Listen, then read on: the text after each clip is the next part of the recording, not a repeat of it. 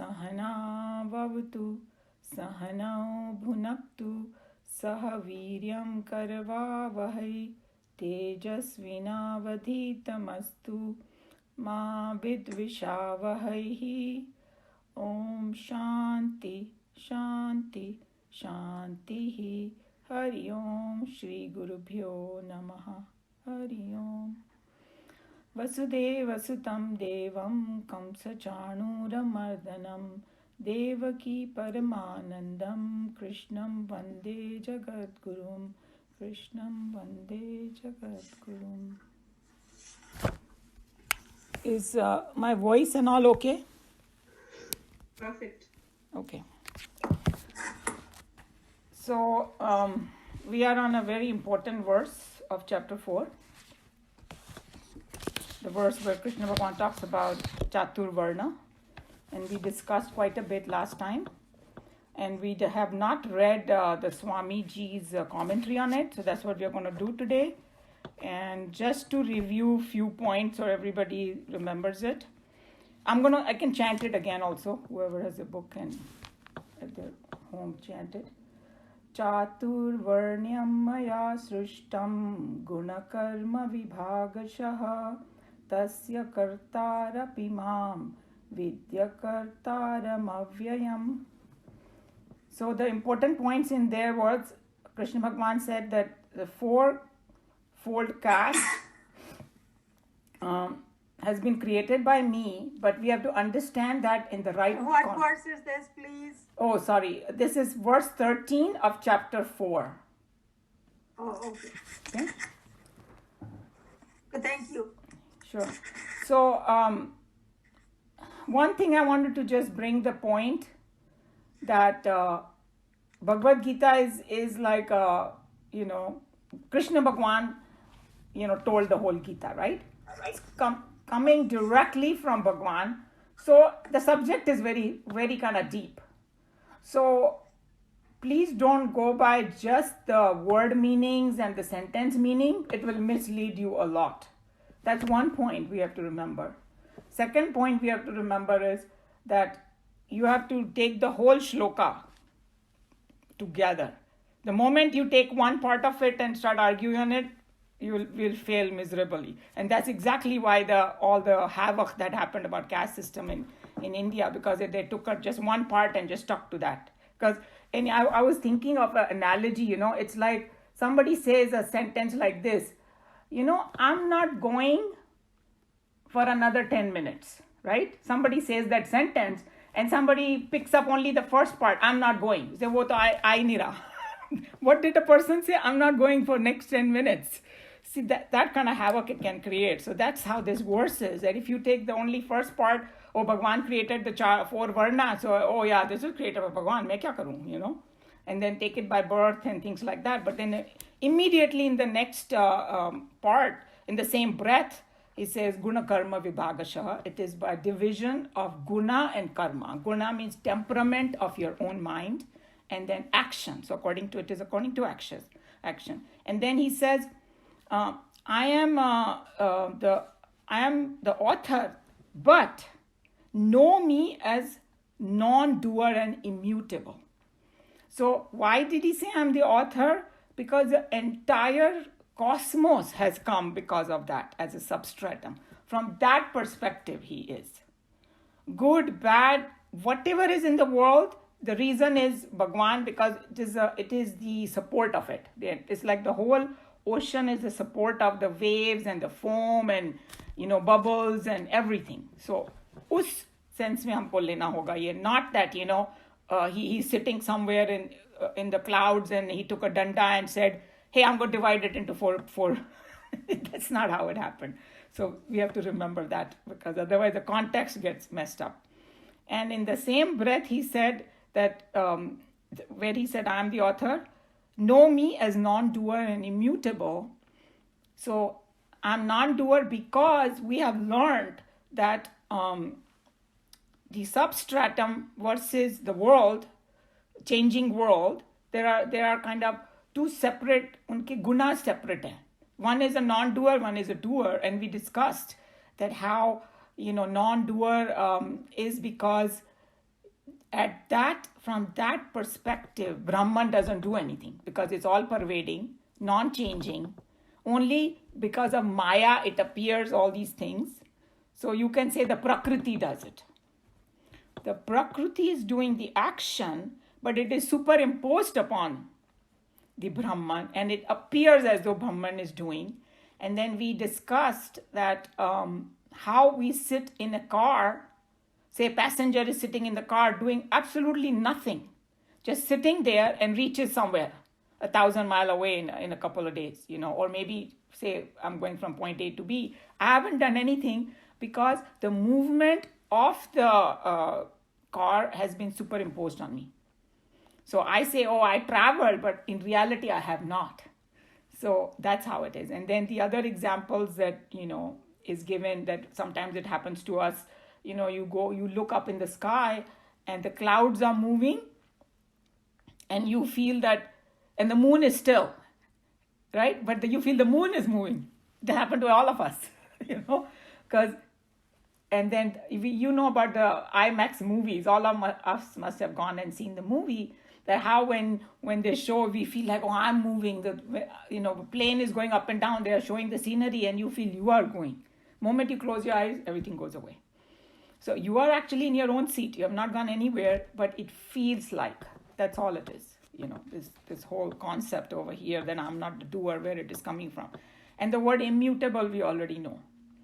So these are the main concepts of this.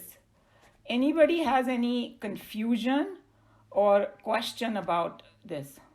Because if we don't understand this basic, it will be difficult to move forward. Everybody clear on it? Okay. Oh, Vandana, you have to mute yourself. And when you're ready to talk, you can unmute. Okay, so who would like to read today?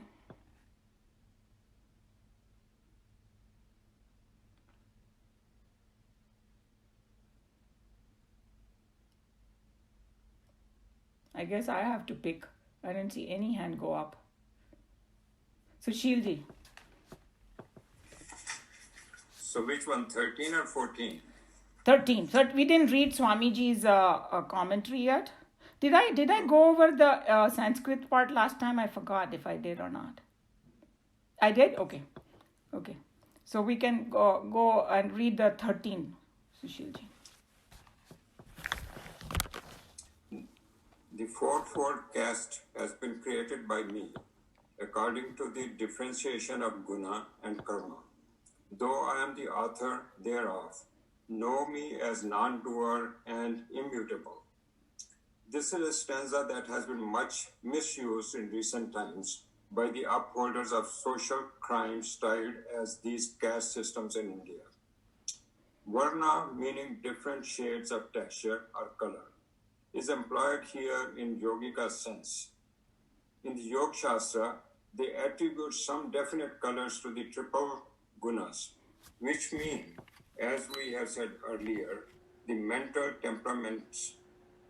Thus, sattva is considered as white, rajas as red, and tamas as black.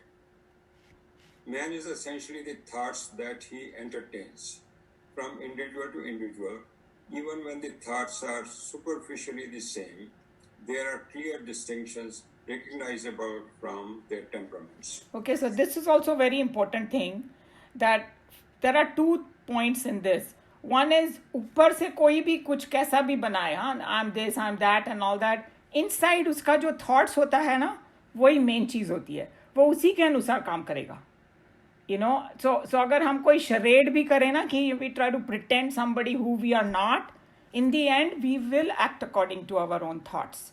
And I think Arjun is also a very good example, because in the beginning Arjun wanted to run away and meditate, and Krishna Bhagavan said, no, that's not what you're made up of inside. Your temperament is not that.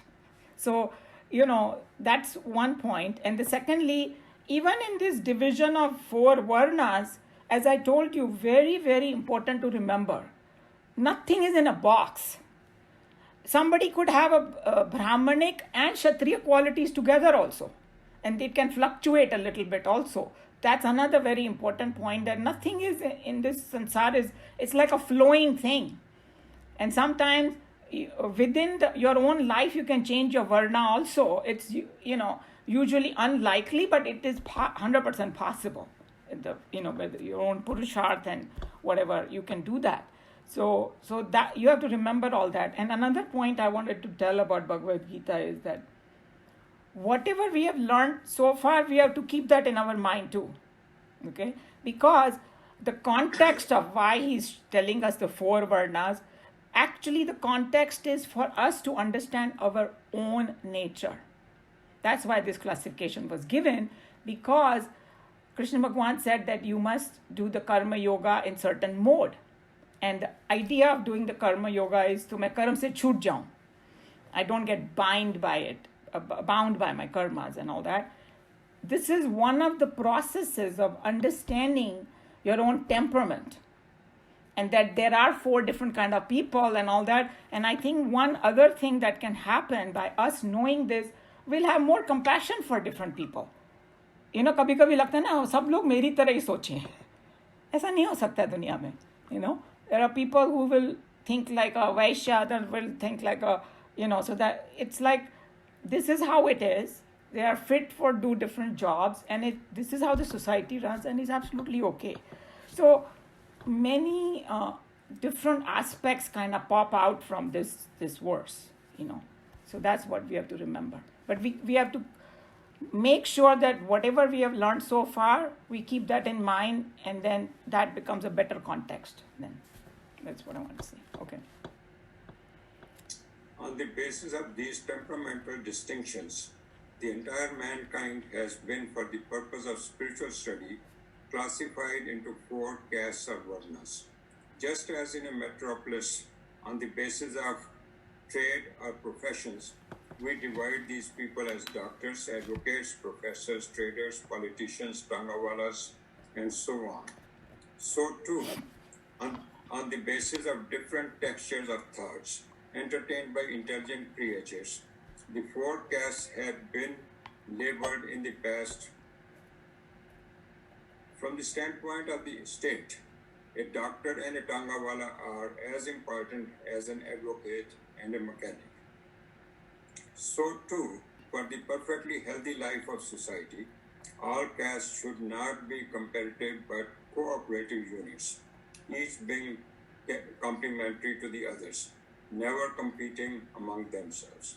So everybody understood that in an ideal situation, if everybody respected each other's job and all that, they are complementary to each other. And we have discussed it कि सभी visionaries नहीं हो सकते, सभी क्षत्रिय नहीं हो सकते.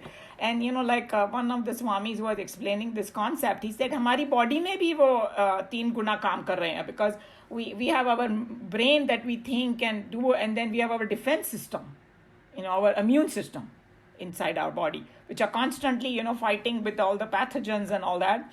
And then we have the stomach, which is distributing all the food like Vaishyas. And then we have hands and legs that work. So, and we cannot say that, hey, the immune system job is better than the other one. No, everybody has to do their job correctly for the body to be healthy.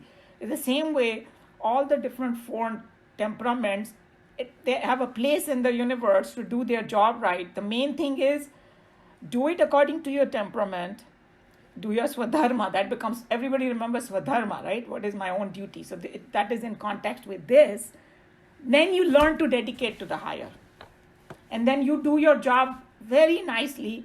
And usually if you do your swadharma according to your nature, you will be very, very good at it. You will be very relaxed, because that is in, जैसे बोलते हैं ना कि you will be very comfortable in your own skin. That's the most important thing. And I think sometimes it's very sad that if we don't study this, we don't even know our swadharma. And when we are in college or high school and we are trying to go to college, we go by what the latest trend is. Oh, everybody's going IT, that's why. Hey, you may be like miserable in that field. Maybe you are an artist. Maybe, you are more interested in medicine or so. So you have to, if we know this, we can even guide the other, younger people who are like looking for some advice and all that. But we only don't know, then we misguide them too. So a lot of those kind of things happen, However, later on in the power politics of early Middle Ages in India, this communal feeling cropped up in its present ugliness and in the general ignorance among the ordinary people at that time. The chief pundits could parade their assumed knowledge by quoting in bits stanzas like this one. So now you know with what he's referring to. Everybody knows that, Khali shuru ka dekh liya chatur varnyam maya shrishtam, I created, and then he didn't look at the guna and karma vibhaga. That created, and you know exactly what, we all are coming from India in this group, and we all have seen the ugliness of these fights and all that of those. The decadent Hindu Brahmana found it very convenient to quote the first quarter of the stanza and repeat, I created the four vasanas, Varnas. four varnas, and give the tragic social vivisection a divine look having godly sanction. They who did this were in fact the greatest blasphemers that Hinduism ever had to reckon with.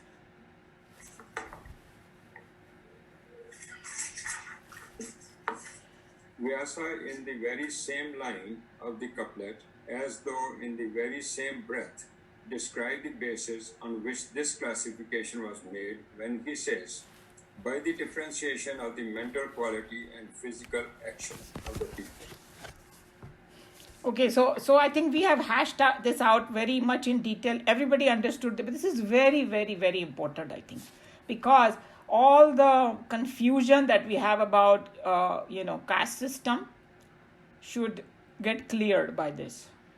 And if you have anything, we can discuss about it. But after reading all that, we should have no problem understanding what Krishna Bhagwan said and how Swamiji is explaining. And I think that whoever saw that movie of Swamiji or whoever knows his biography know that he faced a lot of that problem when he came out, because he was one of the few, he and Vivekanand and a couple of other, like Yoganand ji, and they brought that knowledge to the sabiko, right? And some of the people were not of Brahmin family, and some of the Brahmins, they had a lot of objection. Hey, why are you teaching Bhagavad Gita and all that? So he had to face that kind of discrimination also. But very soon, he overcame that because there was so much substance in what he was teaching, and then he found enough supporters, but people had to face all that. This complete definition of the Varna not only removes our present misunderstanding, but also provides us with some data to understand its true significance. Not by birth is a man a Brahman. It says not by mere birth, right? Not by birth is a man Okay. a Brahman. In mine it says my mere birth. It's the same meaning, but थोड़ा emphasis दिया है बस. Okay, ठीक है. Sorry, हाँ. पढ़िए. By cultivating good intentions and noble thoughts alone can we ever aspire to Brahmanhood. Nor can we pose as Brahmana merely because of our external physical marks or bodily actions in the outer world. The definition insists that he alone is Brahmana, whose thoughts are as much sattvic as his actions are. A Kshatriya is one who is Rajasic in his thoughts and actions. A Shudra is not only one whose thoughts are tamasic, but also he who lives a life of low endeavors, simply to satisfy his base animal passions and flesh appetites. The scientific attitude in which this definition has been declared is clear from the exhaustive implications of the statement according to the differentiation of gunas and karmas. So he just explained in detail that what guna and karma means.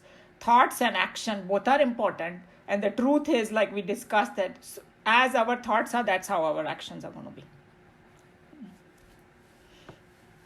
We have tried to explain how the self, functioning through its own self-forgetfulness, Maya, as it were, came to project forth temperamentally in three distinct conditions of mental and intellectual life: unactivity, activity, and inactivity. Through these triple channels flow the expressions of life, manifesting the different ideas, agitations, and actions of the embodied life.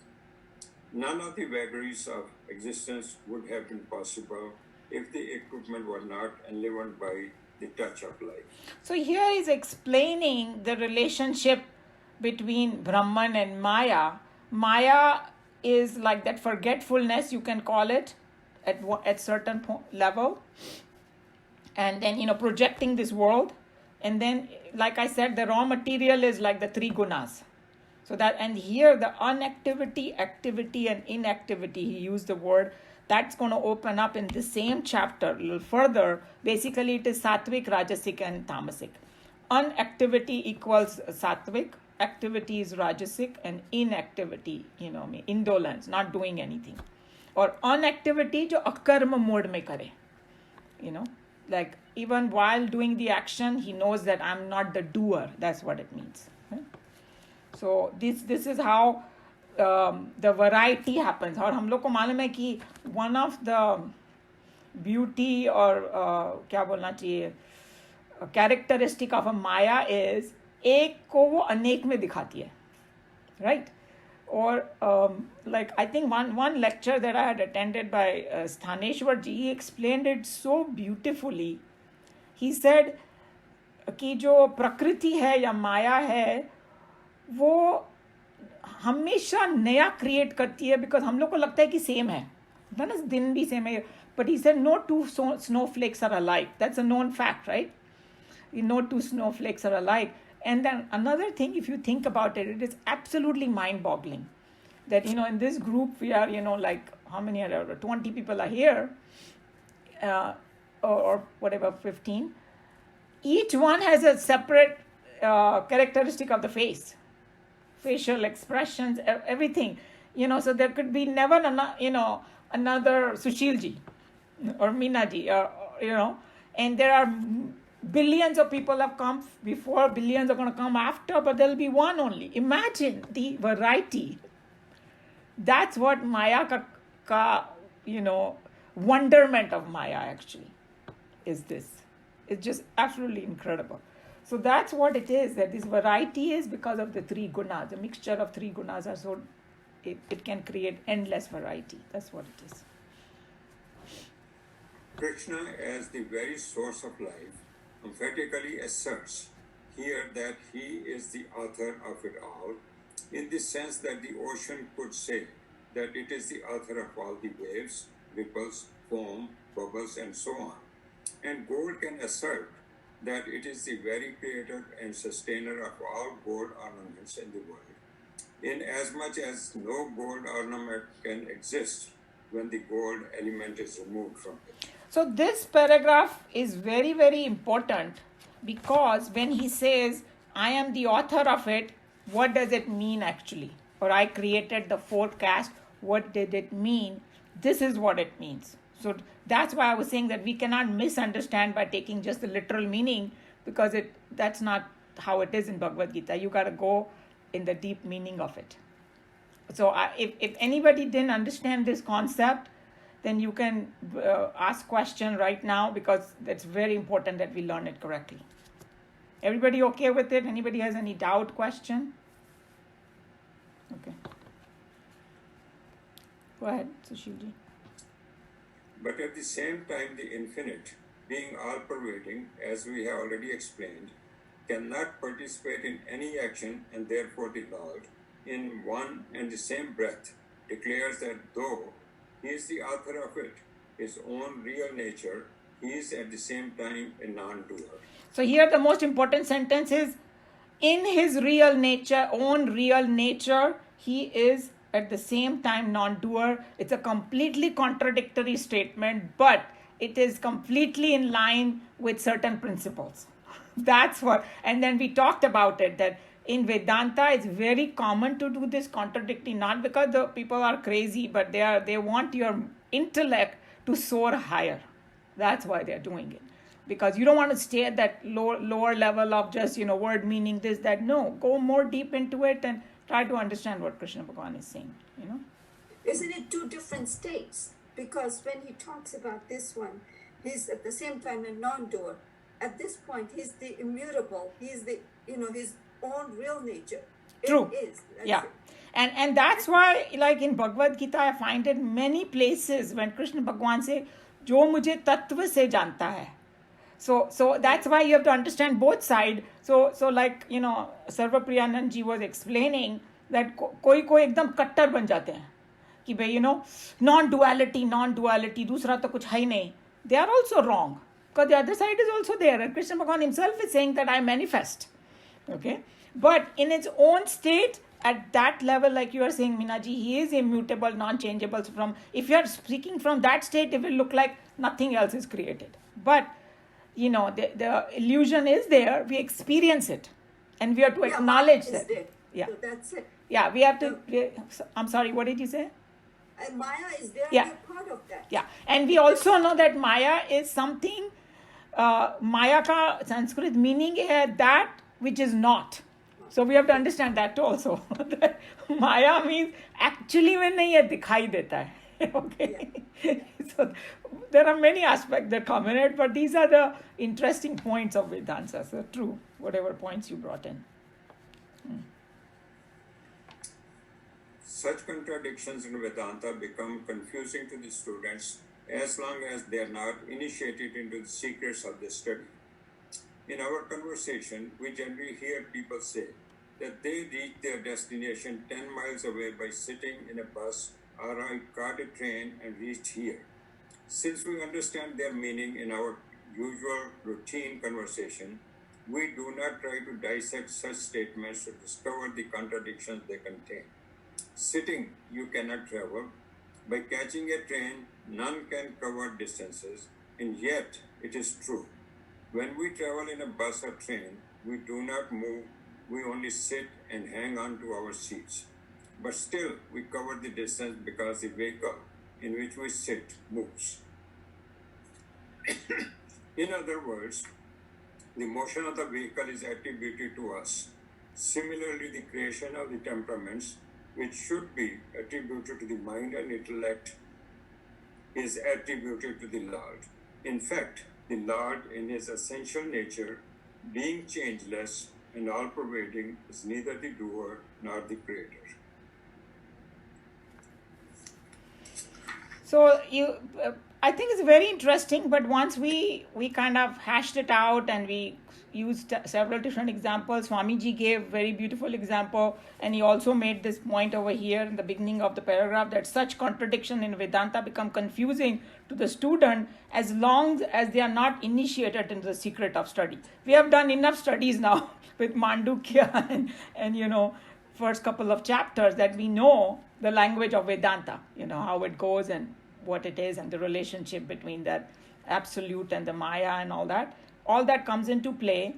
And one of the reasons that he is bringing this up is he's saying, and he said it in several different verses and several different points, that we have to look at our own life, looking at Bhagwan's these statements, apply to our own life, that I'm also a non-doer, and I'm changeless, and I have that factor in me, that Paramatma in me.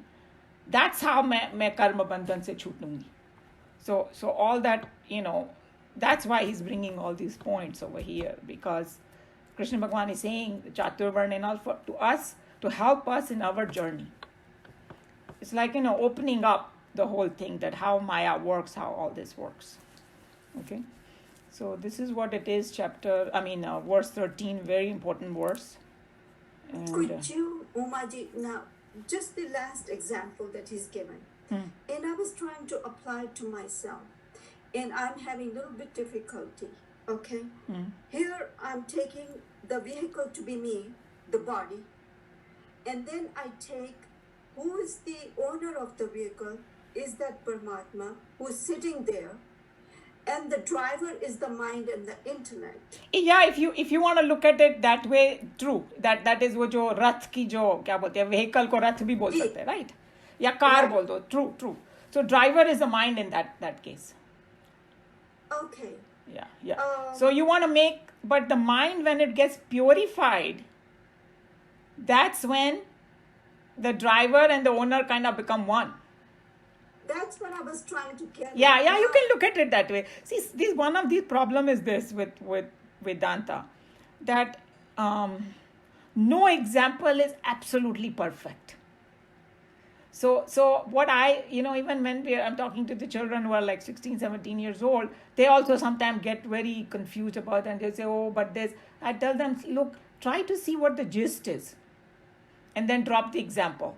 Because we may not be able to psychoanalyze the example to the nth degree because of that flaw in it. And because the truth, बोलते हैं ना कि English में कहावत भी है, the truth defined is truth defiled. Because that's why they always call it indicative definitions. Brahman का भी कोई पूरा definition नहीं दे सकता है. Or like one of the Swamis gave such a beautiful example.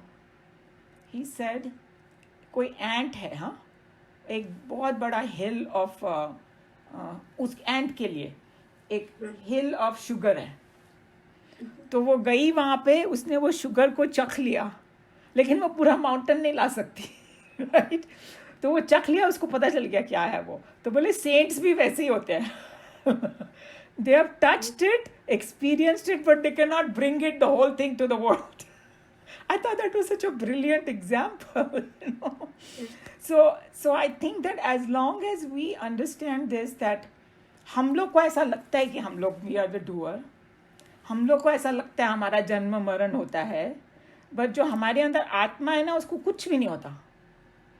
And that's why they say कि we should not get disturbed by all the worldly things or things happen in our family and this and that. So all of us are householders.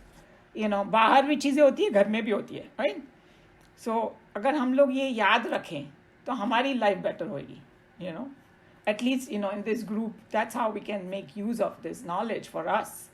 Because whenever we get too disturbed, we should try to remember these verses, and that kind of calm us down. So I don't know if that cleared your little bit about the vehicle and all that. Bit, but maybe we'll talk afterwards. Yeah, in that 30 minutes we can bring it up again. Yeah. But basically हम लोग को ऐसा आभास होता है कि हम सब कर रहे हैं. Because सबसे main problem क्या है हमारी, ये अहम को छोड़ना. Mean I am the doer, ये छोड़ना बहुत मुश्किल है. And this verse helps us to a certain extent to drop that. By Krishna Bhagavan saying that, hey, I take birth, it appears I take birth, but actually I'm not being born. I'm working, but actually I'm a non-doer. Those are two. That becomes the unactivity type thing. Yes. So we are going to learn that, because in this chapter कर्म and अकर्म का definition आएगा. Yes. और उसमें वो बताएंगे कि suppose अगर कोई बोलता है मैं कुछ भी नहीं कर रहा है, ऐसे करके बैठ गया, right? I am not doing anything, I am meditating, whatever, but अंदर दिमाग इतना चल रहा है and the doership is there, वो कर्म कर रहा है फिर भी. एंड कोई बहुत कर्म कर रहा है, he is like 24 hour busy doing so much work, but he's doing in that akarma mode, means he doesn't think he's the doer. He knows it very well that मैं नहीं कर रहा हूँ, प्रकृति से सब हो रहा है, in my own true nature I am non-doer. That तो वो कर्म मोड में है, काम करता हुआ भी वो कर्म है. So ऐसा करके समझाएंगे हमें वो, so yeah, if that helps with this, yeah. Somebody asked this question, why is the Lord not a doer?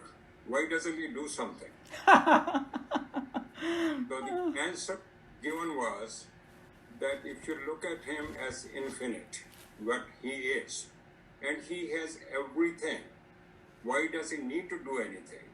Anytime we do something, it's because we need something to get, we are short of something, that's why we do it. God in his infinite form, which is what we need to look at when he says, I'm not the doer, is his infinite form, not the Krishna in the bodily form.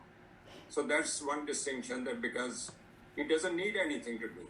He has everything, he's infinite, and that's one reason he doesn't, when he says he's the non-doer, that's how it was explained by one of the stories. So one of the things is that, okay, then what do we see the Krishna Bhagavan doing and doing all that? That's why, the word they use over there in Vedanta and all that, they call it Leela or Krida. They don't call it work also. It's like a play. कोई बोलेगा कि why do we go and play sports or do some entertainment and all, मस्ती के लिए. और क्या, हम लोग को मालूम है उससे कुछ हमको मिल नहीं जाएगा. Nobody is going to become rich by watching sports. Maybe the sports people will do as a business. But so मजा करो थोड़ा उसमें, ठीक है, बिकॉज भगवान ने तुमको ये इक्विपमेंट दिया है. And one of the main reason वो इक्विपमेंट इसके लिए दिया है to discover who you are. उसके लिए दिया गया है ये तुमको. He said in Geeta that I am the whole universe. I don't have to do anything, but I want to set an example for people so they can follow me. Yeah, but follow you to do what? To go in then akarma mode. Yeah, no. True. So he's telling you that, like, हम लोग को forgetfulness हो गया basically. तो हम लोग को help कर रहे हैं वो ये सब verses के through कि जागो. I think it was Ramdev Baba who said, भोगो भी मत, भागो भी मत, जागो. So that's what it is. It's like wake up, that's all it is. And then कोई पूछेगा आपने दुनिया क्यों बनाई ये वो, there are so many different ways to answer that. We don't know. But basically it's like unless we go through some, किसी ने बोला कि सुख क्या है, दुख का अभाव सुख बोल दो. जब हम लोग को पता होता है ना क्या होता है, तब हमको सुख बहुत अच्छा लगता है. अगर किसी को सारा टाइम तुम सुख दे दो ना, उसको कोई वैल्यू ही नहीं रह जाएगी उसकी. He will be totally like, we won't know what it is. And one perfect example is that we all have come from India, right? All of us, हमारा बचपन तो वहीं बीता है, and even part of our youth over there. Most of us came here when we were in our 20s, right? Is that right? So हम लोग को मालूम है अभाव क्या होता है, क्योंकि हमारे घर में खुद में नहीं होगा, पर हमने दुनिया वहाँ देखी, right? There's so many people who had nothing over there and all that. यहाँ के जो बच्चे पले बड़े हैं, उनको पता ही नहीं है कि अभाव क्या चीज़ होती है कि नहीं? और हम लोग कितना भी उनको समझाएं, because you have to live on a daily basis and see that to be able to become, like, hey, I know what that means. And sometimes if they go and live there for a while and all, then they understand it. और कोई कभी गया ही नहीं हो India, उसको मालूम ही नहीं कि क्या है. और कोई दूसरे थर्ड वर्ल्ड में जहाँ पर अभाव की चीज़ें होती है, या समटाइम्स आई थिंक दैट यहाँ पर भी कितना हल्ला गुल्ला होता है, थोड़ा भी कुछ गड़बड़ होता है, but there are countries which are like totally war torn and such terrible state that they wake up and they don't know whether they're going to be killed today. ऐसी नौबत आती है, and then here we complain about a little rain and little this, because हम लोग को वो contrast ही नहीं मालूम, So that's what it is, that if we know what the other side is, then we appreciate the good part, Maybe that's why we have this forgetfulness, that when we do get realized, हमको इतना आनंद मिलेगा, We have to think that way, some excitement in it, Any other point anybody wants to make? Any question, comment, or add a point?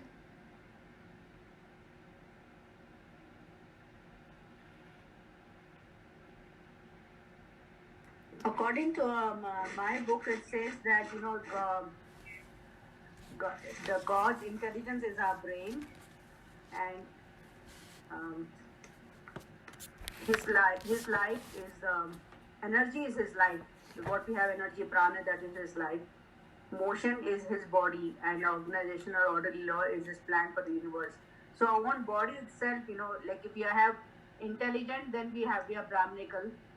And if we have more light or energy in us, then we are Kshatriyas by nature. So it's our own body attribute that it is. It's not because of caste system, it's because of these things. And if we are organized, then we are, Vaishyas. And if we are doing more labor, then we are the Shudras. So it's all our own gunas, that's what makes us Kshatriya and Brahmanical and all that. It's not a caste system that was devised by anybody. But later on, people started doing it to inheritance. A Brahmin son may not be a Brahmin son. Only if he's intelligent enough, then he should be a Brahmin. And Shankaracharya also said is, no birth, no death, and no caste have I. And though he was born in a Brahmin family, he removed his caste. He said, no, I don't want to be known by my caste. Yeah, I think whatever you're saying, that's what it is. Yeah, basically guna and karma. That's the main point over here. Yeah. I just wanted to go back 1 minute and talk about the examples that Meena ji was talking about. And basically, what I understood from these examples is to illustrate the point that God is the author of everything and he is still a non-doer. Just like when you sit in a bus and you reach some place, or you sit in a train and you reach some place, you have covered the distance, but you have really done nothing. So in a way, you are the author of the journey, but you are not the doer of it, because you didn't actually, So these two examples, to me, or to my understanding, the way I understood them, are simply to illustrate that one point, that God is the author and the non-doer. And I think we are reading too much into the other part, like chariot and God, who is the intellect, who is the mind, who is the body, that sort of thing, which will be in another part of Gita, and that will be another example. Am I correct here? Yeah, I think that you have a very good point, and you explained it very nicely, that is the point he's trying to drive, and I think that's a very good point. See, So- God is non-doer, but he is doing through you. That's why he told Arjun. He could have killed everybody himself. But he has to be an indirect manager. See, वो तो भगवत गीता में message है, you become my instrument, and even that बांसुरी is a representation of us being a good instrument, because अपने आप को खाली रखो, उसमें भर मत दो, अपना ego मत भर के चलो, because then you cannot be a good instrument. So true, because even our teacher used to say that, जब ऐसा बोलते ना, हे भगवान मेरी सहायता करो, तो वो भगवान अपने रियल नेचर में आके नहीं करेगा, किसी को भेजेगा तुम्हारी सहायता करने के लिए. That's why, like when we pray, sometimes help come from totally unknown places. It comes to you. Or some strangers will help you, or family, or friends, or that's how the Brahman works, or with the help of Maya. And then sometime, once in a while, he has to take himself, he has to come, that all that power. And that's why it takes help of Maya, because we read about that shloka also. So true, all of you, whatever you said, all correct. Because there are different aspects of everything.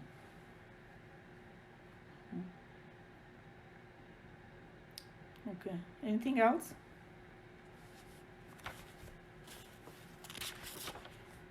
Okay, we can go to the next one. So now he says over here, the connecting sentence, since I am not in reality the author of these actions of which you think me to be the author, then, so in reality he's not the author. And usse kya hota hai? That's what is showing. And how we can help ourselves with the next verse. Let me do the verse and go over the basic things, and then we'll read. Namam karmani limpanti, name karma phale spruha, iti mam yo bhijanati, karma bhirna sabadhyate. So na is not, mam is me, karmani actions, limpanti taint. To get affected, or get sucked into it, kind of. No, not, me, my. Karma phala, for the fruits of actions. Pruha, desire. Iti is thus. Mam is me. Here is who. Abhijanati. So we will try to learn this word. Knows. एक word होता है जानati, एक है abhijanati, means know extremely well. Almost experience it. That's what abhijanati word means. Karma bhihi, by actions. No is not. Saha is he. Badhyate is bound. So here in this verse, he's going to tell us that even though I take this birth and come and all that, I do actions like, Joe was saying that he comes as avatar, then he's doing action. But the actions don't taint him. Number one. And number two, he has no desire for the fruit of action. these are the two main problems in karma yoga that we face day in and day out. We get attached to the results, and we get tainted by the action. We think we are the doer. When you are not tainted, then you don't think you are the doer. That's what it means. And so he who knows me thus is not bound by his action. जो मुझे इस रूप में समझ लेता है ना, वो खुद भी कर्म बंधन से छूट जाता है. That's what the main thing he's saying. So now, we know that if we do an action without understanding the mechanics of action, the action will bind us very quickly. We will get attached to all kinds of things, to the fruit of action, to the action itself, and then living in the past, present, all that part comes in that, being tainted by action, So the reason he's saying this is because he's again defining karma yoga here, opening up karma yoga more and giving a definition that what actually karma yoga is, because we have to do the dedicated to God. And slowly ये दो चीज़ों से छूटना चाहिए हमें.